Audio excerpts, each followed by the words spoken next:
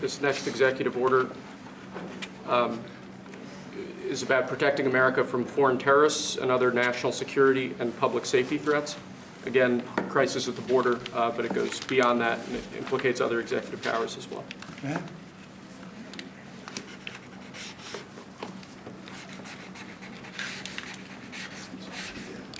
President Trump, if cartels are now going to be seen as foreign terror organizations, would you think about ordering U.S. Special Forces into Mexico to take them out?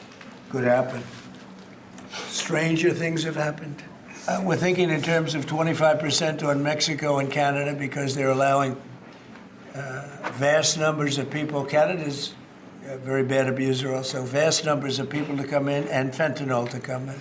When do you think you would enact those? I think February 1st. Are you planning on giving notice of that? I think we'll do it February 1st. 25% on both, sir? Sir. On each. On each.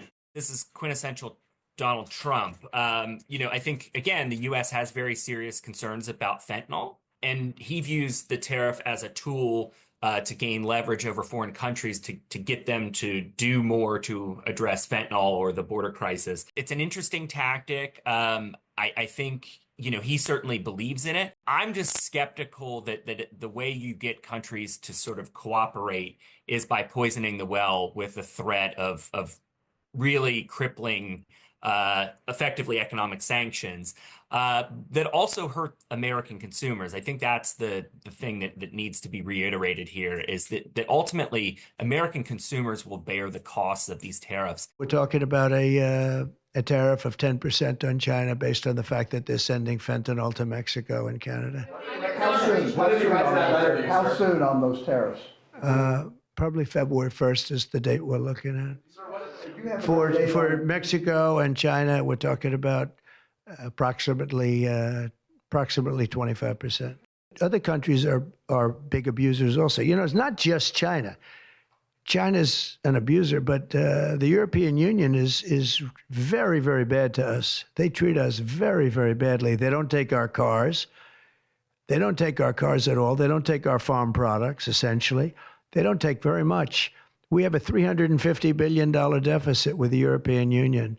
They treat us very, very badly. So they're going to be in for tariffs. The United States imports about $1.5 trillion worth of products from these three countries. They're our three largest trading partners. And the U.S. also exports about $1 trillion every year to these countries. And so American consumers would face higher prices from tariffs, but also if you're an exporter, if you're a small business that sends products abroad, you're going to face foreign retaliation. And on top of that, right, like the U.S., Mexico, and Canada have pretty tightly integrated supply chains. So the average car made in the U.S. or in the Mexico, Canada, U.S. zone tends to travel across borders up to 8 times.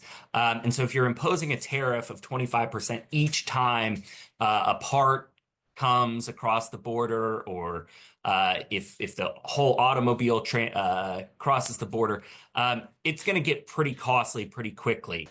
Sobre los decretos, porque es importante referirse a los decretos que firmó ayer el presidente Donald Trump.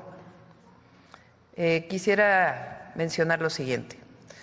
Al primero, que tenga la certeza el pueblo de México que siempre vamos a defender nuestra soberanía y nuestra independencia. We heard the president's comments yesterday and the directive he has issued to examine the trade relationship between Canada and the United States while exploring the possibility of tariffs. But we remain confident in the facts. Canadian energy powers American manufacturing, businesses, and homes. Of America's top 5 trading partners, Canada is the only one with whom the United States runs a trade surplus in manufacturing. And Canada buys more goods made by Americans than China, Japan, and Germany combined. Après l'entrée en fonction de la nouvelle administration aux États-Unis, il appartient plus que jamais aux Européens et donc à nos 2 pays de jouer tout leur rôle pour consolider une Europe unie, forte et souveraine.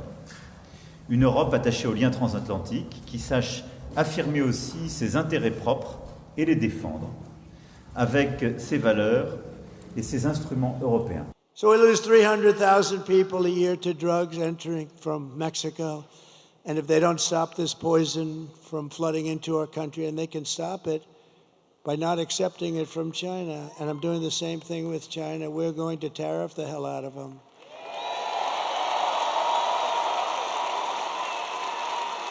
Ultimately, the U.S., in my estimation, we have our biggest problems are with China in the trading system. And I've always felt like the United States needs to be working with close allies who agree with us about the China issue to sort of put pressure on Beijing to force changes in their trade policy.